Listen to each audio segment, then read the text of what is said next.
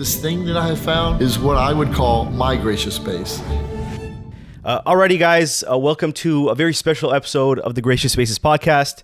I know you're not expecting to see me right here because I'm actually typically behind the camera, but today's an episode that we've been really looking forward to do because, me meeting Jack was a huge part of this project coming together.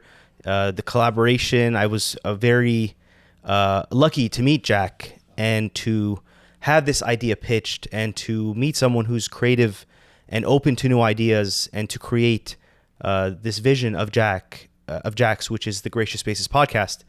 And it's been me learning a lot about Jack, and I'm sure Jack has learned a lot about me. And we've always wanted to do this episode that kind of talks about the roots and the origins of this podcast and how it all started. So welcome, Jack.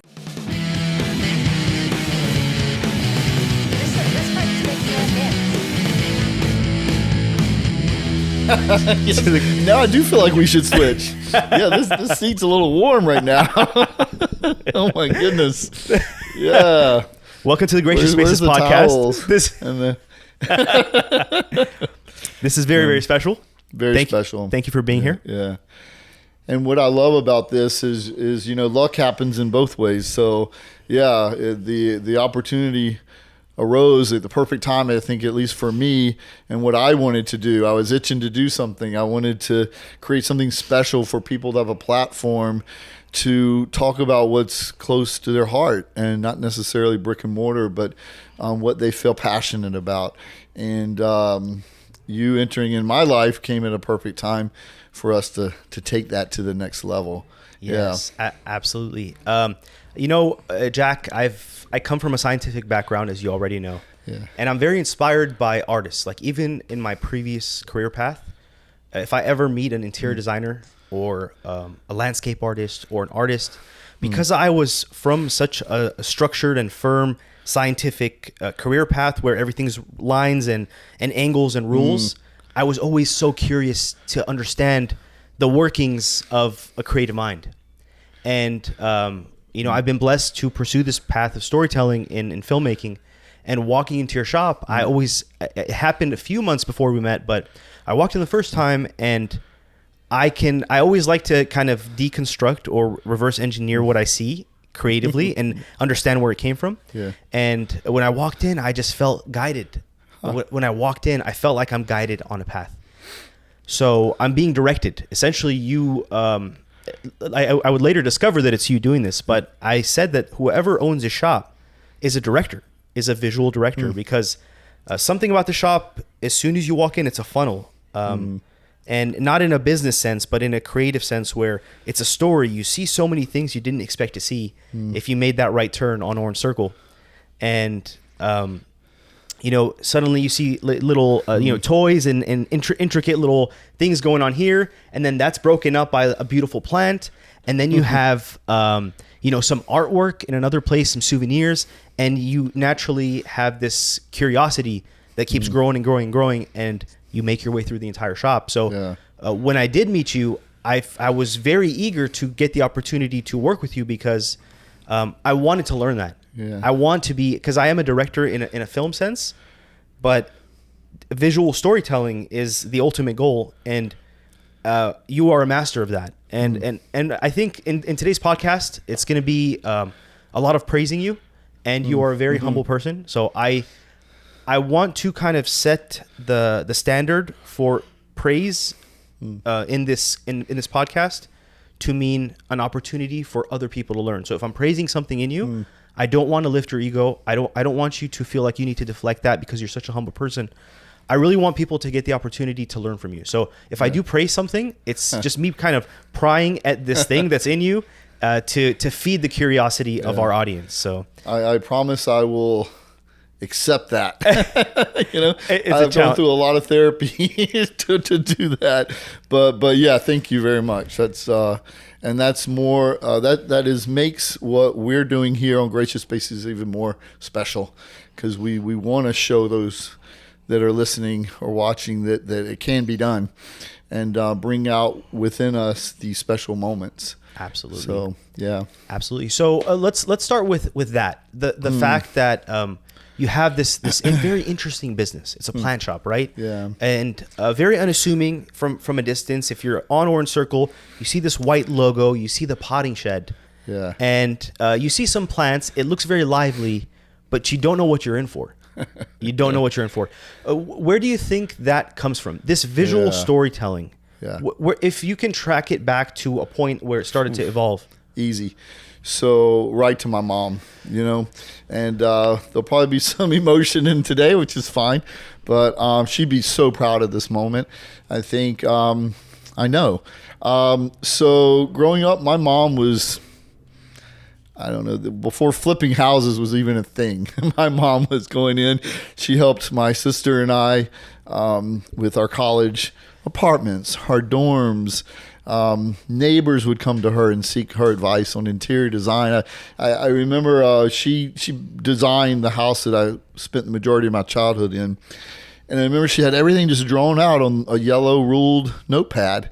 And to not only just the layout of the house and the rooms and where they were going to be, like an architectural drawing, but yeah, it was on this notepad. She just sketched it all out and gave it to the builder and said, here it is. But she had each room in colored marker and the fabric of the sofa and the furniture and where it was going to be placed. And I don't know where those pieces of paper are. I wish I had them to this day, but I visually remember them just very distinctly. And so anyway, I hung out with my mom when she went to go shop for fabric for all these jobs or special rooms or helping neighbors and helping my sister and I. And it just kind of came to me naturally. I was probably rummaging through all the whatevers and not paying attention, but it came to me. It sunk in hanging out with her. And she created magical moments in special places. I remember during the holidays back east in North Carolina where I grew up, it's very special for people to put lights in the window, one candle in each window during the holidays. So this house my mom built, she had one switch in the hallway that all of a sudden worked every light. So they all came on at the same time. And in our prior home, I was the kid that went around and had to plug them in, went from window to window. So to me, this is very special. All I had to do was go flip the switch now, and they all came on. But I remember just admiring her and how brilliant that was. Work smarter, not harder. And she was like, hey, we got to get these lights on, so why not just have one switch? But simple things like that went so long, so far. And I don't have a lot of regrets, but I wish I'd talked to my mother and thanked her for simple things like that more, and how impactful that went with me into my life. So yeah, your question, my mom, Yes. hands down. And was there ever a moment in time? So there was this period where you're observing her and you're participating. Yeah. Was there ever a project that you took on that she was available to critique you for or give you guidance in? Well, it's kind of funny you asked that because my room was my domain. And just like I do here in my shop, my room changed on a daily basis. I moved it around. I moved things. I took things from other spaces in the house if I thought they looked better in my room. And then I get tired of them. I move them around. And she probably hated that, to be honest with you.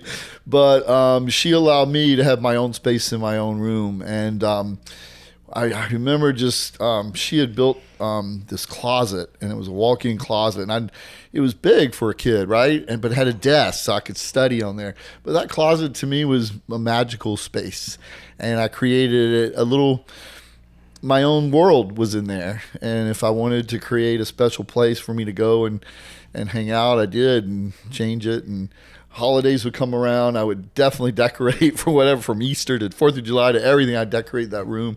So yeah, she gave me that freedom and accepted me to be able to express myself. Very much so. Absolutely. And was the stimulus or what excited you to change your room? Was it boredom? Was it excitement? Like what would you get out of changing your room? That's a great question. I think fulfillment, the things that we talk about here on the show.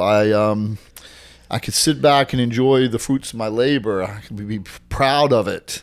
I would enjoy it. I'd want to share it. Yeah, I don't know that I knew that that's what it was when I was doing it. One might call it ADD, OCD, all these other things. But now that you look back at it, yeah, I was proud of what I was doing. You know, I knew I was good at it. Yeah, we grew up in a home where there was lots of love, but love wasn't really expressed. But it was shown. It was shown, and that silent love, like my mom allowing me to do what I wanted to do, and she knew I was good at it too. Did I ever hear that a whole lot? Probably not, but just I knew she was accepting of it. Yeah. I mean, well, whether or not she showed it, if love has any job, it's to foster growth. You know, you love a child, and by loving them, you foster their growth. Right. And I feel like even if she never showed you love for that specific thing, your creative aspect, it's turned into a flourishing business. Yes. So if love is to do anything, that's what it should do. And it has done that in a perfect manner. So I feel like it kind of begs the question, does it even matter to exclamate your love if it's so effective? Yeah. Right? Like, does it mean that much to tell people, you know, I love you and this is that, when realistically what the actual function of love is to allow something to grow. And she's done that for you, right? Like absolutely. And the reason I asked you about like what was the motive for you to switch up your room is because every time, so I'm sitting in this podcast, and for the guests that don't already know, we are literally on the second floor of the potting shed. You could see the sign that says Gracious Spaces Podcast on the second floor, and I'm always talking to people walking in, observing kind of the behavior and nature of people walking upstairs. And this is the less visited part of the shop. We get so many visitors, but I would say this is number 2 in terms of frequency of visits. Yeah. And the people who do come here repeatedly keep saying, "Oh my God, I didn't see that before. Yeah. That wasn't here." Yeah. So what you were doing for yourself as a child in your room is now translating into an experience this potential customer can have in your shop. 1,000%. And it's creating an element of wonder and excitement. And it really shows that you're passionate about what you do, and it's so beautiful that you had a family that fostered the growth of that. Because you know, a lot of people have these creative tendencies, but they're just killed. They're weeded out when they're a child because you know you're supposed to conform to a certain path. Why are you changing your room every week? It's a waste of your time. There's so many ways they could have dealt with that, but easily. But they chose that, and that's so beautiful. And so when did your mother have any participation in your passion for plants? Yes, a great question as well. So, yeah, we gardened together, but that came with both my grandmothers on both my mom and my dad's side. So, my mom's mom, she gardened a little bit, but houseplants were her thing. So, I would spend a lot of time with her. And my dad's mom garden. She loved to garden. So spending a lot of time with her, again, I just kind of hung out and learned these things, you know, and they became second nature to me. Whether they knew it or not, they taught me the appreciation for living things, how important they were in our life, how important they are in our life, the beauty of them, the design aesthetic behind it, and what goes with what, the care of them, the nurturing of them. Yeah, it just kind of came naturally by hanging out with them. You know, it was a part of, let's go water the plants. And all of a sudden, this one might have a little bug, and this is what we do for that. And it just came organically and stuck with me, you know. My dad, big part of that as well. We had a huge garden, grew up on a farm. He had his fertilizer business and all that. The science behind it all came from him. The customer service that I try to instill in my staff came from my family, mostly my dad, and how he treated his customers, you know. So, very lucky in that regard that when you walk through the door here at my shop, an experience has been created, and there's a recipe for that. It's not just beautiful things. It's the staff. It's how they operate, how they greet you, the curation of things, the acquiring of things, the placement of things. Yeah, it's very lucky in that regard. That's so beautiful. And as beautiful as having a passion is and being talented in something, it doesn't really turn into a fruit unless you add a lot of discipline to that. Yeah. And I feel like knowing some history of the artwork here, because we were decorating, I was always asking you to, bring in some, things that are that mean a lot to you and that have history. And one picture that stands out is this picture over here. Yes. And you had told me that you painted an entire building or something along the lines of that. Yeah. And that, when I hear something like that, it's discipline. And that's you putting in an enormous amount of effort and work. And that's your father's. That was your father's orders. That was your father's business. Yeah. Tell me more about what that kind of phase of your life, what was it like? And what did you learn from it? Did I like it at the time? Heck no. The day school got out for summer vacation, I started one building and basically ended up painting the last building the day before we went back from summer vacation. But yeah, this was my dad's business. He bought and sold grain from the farmer. He was a middleman, and then he resold it to Perrine or Austin, people who were in need of grain. And then he had a brand of fertilizer, and he also helped fertilize the crops that he actually bought from the farmer. It was very important to him. Full circle, really. And so, yeah, the property itself, it had a little building where the main office was, and that's where I started painting. And then I went from warehouse to warehouse to all around the property to poles to whatever needed a coat of paint. Barnyard red and gray. Those were the colors. But yeah, you're right, Leo. I appreciate you pointing that out. The discipline. Again, I didn't know that that's what it was. I was being taught probably at the time, but to have the stamina and the every day to go and pick up a paintbrush, and here was me out there by myself. No headphones, no nothing. Just with my own thoughts. That's interesting. Yeah. I mean, I see the way you work in the shop. Aside from your body, bodybuilding, health, taking care of your physique, that requires a lot of discipline. But the way you run your business, I don't think people imagine how labor intensive your job is. I see you just the opening up, bringing that whole tray of plants, and I think there was a season of cactuses where you had to bring the whole thing out. It's a lot of work. Sure. And that does not come from just passion. You have to be trained to savor the challenges in life and savor the difficulty and learn the connection between hard work and personal fulfillment and reward. And I feel like, your mother had an artistic passion that she developed in you or influenced you with. But I feel like your father, although the picture is black and white, but it was the grinding kind of motors of what created Jack. Essentially, this is where the discipline and the power and the energy and the ability to sustain your passion comes from. Sure. In my personal opinion, I feel like you have a lot of that. And speaking of your father, another question would be when I see someone owning a piece of land this big and a business like that, not to talk about financials, but I feel like that's a rich person. Would you describe your father as a rich person financially? He told me never to do what he did. He said, go out, create your own path. There's no money here. It's hard work. Hard work. Yeah. And so I just chose a different path. It's still hard work. But yeah, he always encouraged me not to do what he did. He never wanted me to take over the business. I saw how hard he worked, And it's not just the physical part of it, too. It's the people that come along with it.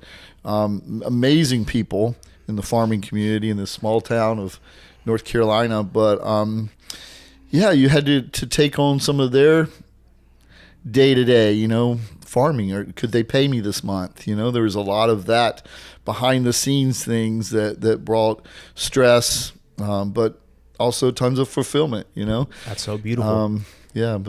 And Jack, so when you're raised in a society or a culture where there's a lot of physical labor, there's a lot of community, you do develop the sense of community and the importance of it. There's a lot of eating together. There's a lot of celebrating together.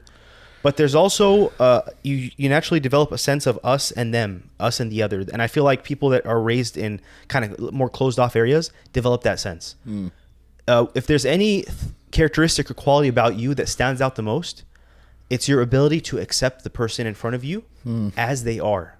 And regardless of whether you agree or disagree with who they are, you have this very, very evolved understanding of acceptance of people and who they are, just for who they are, period. And I've seen that when it comes to treating the guests. I've seen it with the way you deal with me, and I'm learning that from you. Where do you think that comes from? That was just instilled in me. as a kid, I didn't really agree with this, but unfortunately, there's in like high school bullying, and you have to remember, this is a town of 3,000 people. My high school graduating class was 39 people. Kindergarten through 12th grade, the entire school was about 300 and some people. And so you've got a very small community and people very close. People know a lot about everybody. But my dad was a businessman in town too. So if there was some, I don't want to use bullying, sounds very dramatic, but if there's some kid that didn't, I went home and like, Mom, he talked about me and he made fun of this or whatever. Well, you have to be nice. That's one of your dad's customers, And so I remember, why aren't you taking up for me?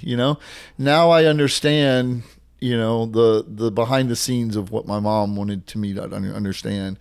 I was taught you don't judge people as well. You don't know what's going on in their day. You don't know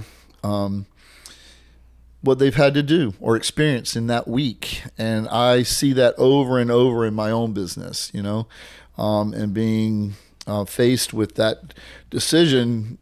Do you be nice to this person or, oh my God, they're annoying right now, Yeah, no, it's my job to be nice. And sadly, I've had some experiences where I probably didn't listen or remind myself how I should behave or act.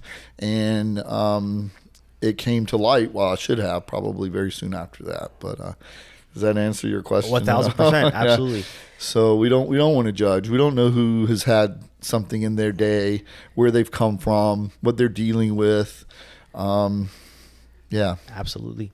And another thing I want to talk about is because I had the opportunity to collaborate with you on the podcast, I have a good contrasting point to measure myself against. So you are another creative. We're together in this endeavor, and I notice how fast paced I am in life. Like I want things so quickly, and I want to be like cutting edge and do things like karate chop my way through life. And when I met you, I saw how patient and kind of caring you are with projects, and how you take your time and you don't over anticipate or over expect. You really know how to pace your emotions in a project. And my mind just naturally connects things. And again, I like to deconstruct and analyze. And why does he think that way? That's how I think. Yeah. And I compare it to kind of when you talk about your plants, like you'll walk in and then you water this plant, you give it a little bit of water, and then you leave for 2 weeks and you give a little bit more water. And you have this kind of like, you're in tune with it. Not so much that you're looking at every little leaf coming out of it and did it grow or not. You've developed a pacing, if I want to call it a pacing of growth. And I feel like that dealing with plants, or that fostering growth of plants and that pacing, is extending into your life and fostering projects, relationships, business endeavors. How do you feel that?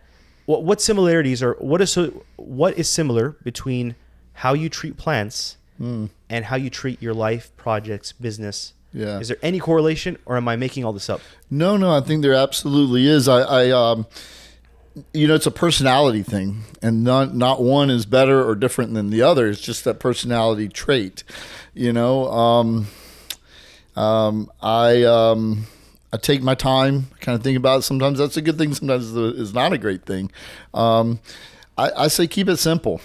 In my personal life, with the plant, we get people come in, and I can immediately tell someone who's researched something on their own, right? By the questions they're asking me or by what they're telling me, they kind of already know. They just want to hear my opinion, right? And I first of all kind of catch them off guard and said, you've been looking online, haven't you? And a lot of times research sometimes is not the best thing. It's someone's own personal experience. It's maybe a regional thing in the U.S. Something that's good for back east is not good here. And so it's personal experience is what it comes down to for me. Keep it simple. Don't overthink things. That works for me. May not work for everyone else, but that's how I kind of like to go through my life as well. it is a go, go, go thing. And I tell you, after the end of a go, go, go week, and you're talking to people and you're on the floor and you are moving at a fast pace, there's days where I just want to come and just not have anyone ask me any questions. I don't want to make any decisions. I just want to just kind of be, yeah. So again, I think it's a personal thing. So you feel like that's just your demeanor. Like you naturally are, a more paced and patient with life. Yeah. It's not something that has developed throughout life. It's more of who you are as Jack. Yes. I love that. Yeah. And then Jack, when did you come to Orange? Oh boy. So, I have lived in Orange for 12 years now or so. I met an amazing individual, Lewis, my husband. He brought two incredible kids into my life at the ages of 11 and 13. So they were in high school. I was living in a separate town, but we knew we wanted to live together, but didn't want to remove the kids from their school. And so we were driving around Orange one day, just experiencing kind of maybe this is the place. And that very same day, we're like, oh, there's an open house. Let's go look. And so we went into this open house, and a friend of mine is a real estate agent. I called him and said, hey, we want to put an offer in on this house.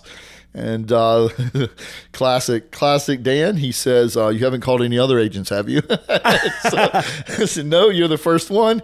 And then pretty much within a very short period, we owned that house. So that was 12 years ago. I'm horrible with dates, so but roughly 12 years ago. Yeah. And I feel like that's like it's like you had a jigsaw puzzle with one missing piece, which was Orange, and you had the Jack. Yeah. And it's so interesting that it fell in the perfect place because if I didn't know your history, I would say that you are 3 ancestors deep into Orange. Orange, yeah. Because you are so harmonious with the current community that's here. Jack loves the community. Everybody here loves you. Your shop is a pivotal part of the circle. Yeah. How did you feel like you resonated with the people here when you first came? Orange is a very an incredible community because if you embrace Orange, Orange embraces you. And the people here, their arms are open from day one. It's up to you what you want to do with their arms open.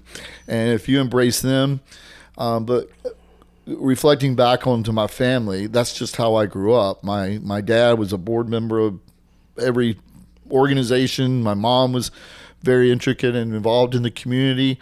And so that's just what I know. I jumped right into the community and am involved from then and now to several boards and give back as much as I can give the city of Orange gives me. That's why at the beginning of each episode, I mention where we are. And because it's important to me where I came from and where I'm at now. And Old Town Orange gives me very much a sense of where I grew up. And small town values and thoughts, and it still exists, people. It really does. And Orange is an incredible community like that. I could tell you 5 or 10 people right now I could call, and they would do anything I asked for them to a certain degree. Wow. That's how. We have people that want to come and decorate our trees at Christmas just on their own time because they want to help out here at the shop. Simple things. But even major things, if I needed help, I know exactly who I could call. So yeah, I like knowing I'm living how I lived. Does that make sense? Yes, absolutely. Yeah. And I think so. I always say that Orange is like it's its own country. Like it's not part of California. Yeah. Just it's like a time capsule. You walk in and then people are just so energetic and. When people talk about, I want to fill my cup first, you feel like everyone here has filled their cup first and it's overflowing and they want to share their happiness, joy, curiosity, excitement, love with everyone around them. Yeah. It's such a beautiful place. And then Jack, we always talk about, in the intro of the podcast, we're high top this beautiful circle or plaza of Old Town Orange. Yeah. And I think as a fun treat for our guest today, we should take them on a tour. Okay. Love that. What do you think of that? Yeah. And the higher top, I have to interject because where the hell did that come from? The El Matador Hospital, I think, in Palm Springs, way back in the 50s. I got that phrase from right off Palm Canyon. It's now a hospital maybe, but they used to have a radio show in the tower of this, I think the El Matador, whatever, and that's how they would open up the radio show, is we are high atop Palm Springs. And that just resonated with me. And when I had the opportunity to use that phrase, I'm like, I'm using that phrase. And I feel like we actually are, like, if you look right out our window, you are looking down at the circle. So honestly, in terms of like geometry and physics, you're perfectly on point. And I love it. I feel like it's such a beautiful intro to the podcast. But sharing where we are and what we see and experience every day would be a pleasure. So, yeah. All right. I say we do it. You ready to get started with that? Absolutely. Let's go. Okay, so this is the studio where we sit each week and interview our guests. And then so outside of this incredible door here to the studio, we have second level of the shop, the potting shed.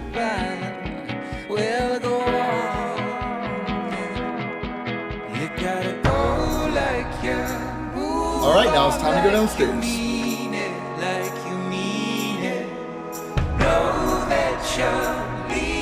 So here's a fun little behind the scenes story about this part of the building here at the potting shed. Once you come down the stairway, you enter this landing, and the cool part of this landing is way back in the day, this was the bank. It was called the First Bank of Orange. And so right here where you see these two different colors of brick, this was the vault. And so the horse and buggy with the gold will pull right up here. This part of the building was not here, it was off the street. The horse and buggy would come here, stop, unload the gold into the vault, and then exit this way. So then after you exit that part of the building, you come into this incredible courtyard. This is a little hidden gem. Not a lot of people know that this courtyard even exists here in Old Town Orange. So we took the opportunity to do what? Deck it out with plants. And here we go. We've got our bonsais, succulent, rare cactus species, perennial plants, fountains, you name it. Things for the garden would be right here located in our patio courtyard. So as you exit the courtyard from the building, you're going to enter into this corridor, and we have taken the opportunity to use every single space, ceiling to floor to cubby.